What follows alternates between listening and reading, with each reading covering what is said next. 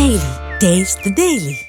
தமிழ்நாட்டில் இருக்கக்கூடிய துறைகளிலேயே இந்து சமய அறநிலைத்துறை தான் ஒன்றுக்கும் உதவாத துறைன்னு அண்ணாமலை ஒரு கருத்தை சொல்லியிருக்காரு. தமிழ்நாட்டில் இருக்கின்ற அரசியல் கட்சிகளில் எடுத்துக்கொண்டால் ஒன்றுக்கும் உதவாத தினந்தோறும் பொய்களையே புரட்டுகளையே அரசியலாக்கி கொண்டிருக்கின்ற ஒரு தலைவர் இருக்கின்றார் என்றால் நான் அண்ணாமலை என்று சொன்னால் நீங்கள் ஏற்றுக்கொள்ள வேண்டும்.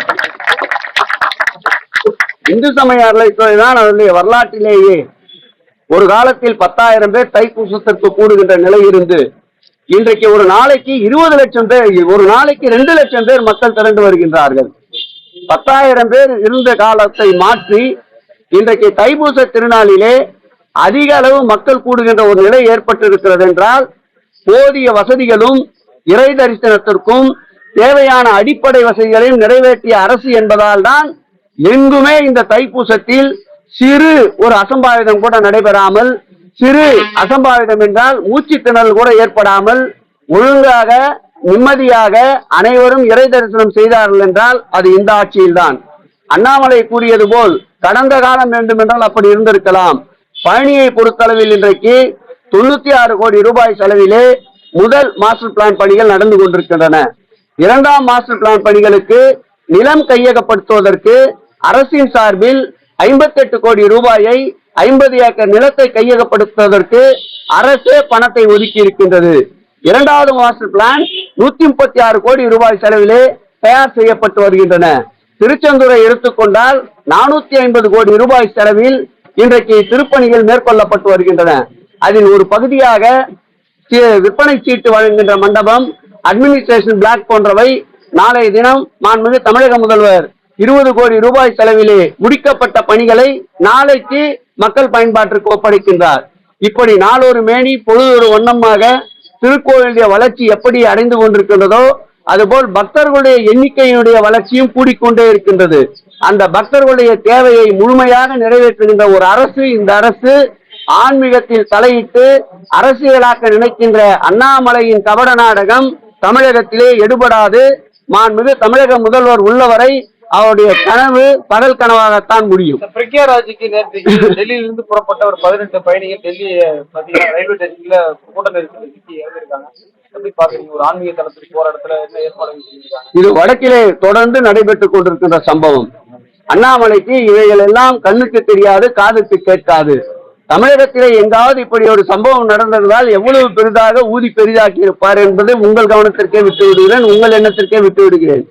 ஆகவே தமிழகத்தை பொறுத்தளவில் லட்சக்கணக்கான மக்கள் கூடுகின்ற கூட்டமாக இருந்தால் மாண்புமிகு தமிழக முதல்வர்கள் முன்கூட்டியே துறை சார்ந்த அமைச்சர்கள் என்னையும் அந்த மாவட்டத்துடைய அமைச்சரையும் கலந்தாய்வு கூட்டங்களை நடத்தி கூடுகின்ற மக்களுக்கு ஏற்றார் போல் பாதுகாப்பு வசதிகளை ஏற்படுத்தி தருவதால் தான் அண்மையில் கூட திருவண்ணாமலையில் பௌர்ணமி தினத்தன்று 25 லட்சத்திற்கும் மேற்பட்ட மக்கள் கூடிய போது கூட ஒரு சிறு அசம்பாவிதம் கூட இடம்பெறாமல் முழுமையாக பௌர்ணமி கார்த்திகை தீபத்தை முடித்து வைத்தோம்.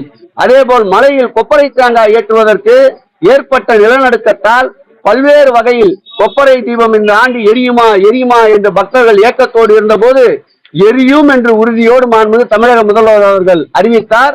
அதே போல் கொப்பரை தீபத்தை ஏற்றி பக்தர்களுடைய மனதை கார்த்திகை தீப திருவிழாவை ஒளிமயமாக கொண்டாடிய அரசு இந்த அரசு. இவையெல்லாம் அண்ணாமலையின் எண்ணத்திற்கு செல்வதற்கு நியாயமில்லை. ஏனென்றால் அவருடைய எண்ணங்கள் முழுவதுமே கலங்கப்பட்டிருக்கின்றது. கள்ள எண்ணம் என்பதால் இது நிச்சயம் அவருடைய எண்ணத்திற்கு செல்லாது. அதை உங்களுடைய பேச்சுக்கே விட்டு விடுகிறேன். தொடங்க போகுது, கோவில்ல பக்தர்களுக்கு என்ன மாதிரியான ஏற்பாடுகள்? ஏற்கனவே பெரிய திருக்கோயில்கள் சிறிய திருக்கோயில் என்று பாராமல் அதிகமாக பக்தர்கள் கூடுகின்ற இடங்களில் கயர் மேட் பயன்படுத்தப்பட்டு வருகின்றன. அதே போல் பல திருக்கோயில்களில் கட்டணம் இல்லாமல் மோர் வழங்கப்பட்டு வருகின்றது. அதே போல் பல திருக்கோயில்களில் பாதுகாக்கப்பட்ட குடிநீர் வழங்கப்பட்டு வருகின்றது. வெயில் காலம் தொடங்குவதால் நாளை மறுதினம் தமிழ்நாடு முழுவதும் இருக்கின்ற இணை ஆணையாளர்கள், கூடுதல் ஆணையாளர்கள், துணை ஆணையாளர்கள், உதவி ஆணையாளர்கள், ஈவோ ஒன்றிணையில் இருப்பவருடைய கூட்டம் கூட இருக்கின்றது. அந்த கூட்டத்திலே முடிவெடுக்கப்பட்டு ஓடியாக வெயிலின் தாக்கத்தை பொறுத்து அந்தந்த பகுதிக்கு அந்தந்த திருக்கோயிலுக்கு வருகின்ற பக்தர்களின் எண்ணிக்கையை பொறுத்து அனைத்து வகையான வெயிலை தணிக்கின்ற பானங்கள் வழங்கப்படும். தம்பி உரிமைக்காக கேட்கட்டும். மோடி படம் வந்து கைவிலோட போட்டப்பட்டதுனால விகடனோட இணையதளம் பக்கம் வந்து மத்திய அரசு முடக்கி இருக்கு. விமர்சனங்களை தாங்கிக் கொள்ள முடியாத அரசு ஒன்றிய அரசு. ஜனநாயகத்தில் பத்திரிகை துறை என்பது 4 தூண்களில் ஒரு தூண். ஆகவே எதிர்மறையான கருத்துக்களை ஏற்கக்கூடிய அரசு திராவிட மாடல் அரசாகத்தான் இருக்க முடியும். அவர்களுடைய வஞ்சனை, அவர்களுடைய ஓரவஞ்சனை, அவர்களுடைய அதிகார துஷ்பிரயோகம், இதிலிருந்து ஊடகத்துறை நண்பர்கள் வெளிச்சத்திற்கு கொண்டு வர வேண்டும். பட்ஜெட் பொறுத்தவரை கொடுத்துட்டாங்க. பட்ஜெட் பொறுத்தவரை தமிழ்நாடு வந்து நிதி ஒதுக்கல அப்படின்னு சொல்லிட்டு நம்ம ஆளுக்கு சொல்ற மாதிரியும், ஆனா வந்து லாஸ்ட் இயர் கம்பேர் பண்ணா 2-3% வரையும் பட்ஜெட்டுக்கு தமிழ்நாட்டுக்கு அதிகமா ஒதுக்குறாங்கன்னு சொல்லிட்டு அண்ணாமலை சொல்லியிருக்காரு. இதுக்கு விவாதத்துக்கு யார் வந்தாலும் பொய்யிலே பிறந்து பொய்யிலே வளர்கின்ற அண்ணாமலை கூறுகின்ற கூற்றை எல்லாம் தமிழக மக்கள் ஏற்றுக்கொள்ள தயாராக இல்லை. அவருடைய காலத்தில் தான் பாரதிய ஜனதா கட்சி வளர்ந்ததாக அவர் சொல்லுகிறாரே தவிர, அவருடைய காலத்தில் தான் மக்கள் பிரதிநிதிகள் நாடாளுமன்றத்திற்கு செல்ல முடியாத நிலை ஏற்பட்டிருக்கிறது என்பதை அவர் உணர வேண்டும்.